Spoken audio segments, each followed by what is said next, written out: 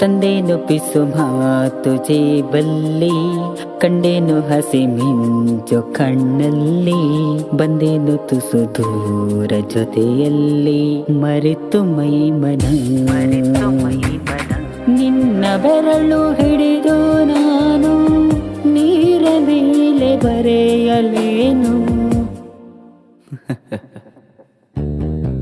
ನೀನೆಂದರೆ ನನ್ನೊಳಗೆ ಏನೋ ಒಂದು ಸಂಚಲನ, ನಾ ಬರೆಯದ ಕವಿತೆಗಳ ನೀನೇ ಒಂದು ಸಂಕಲನ.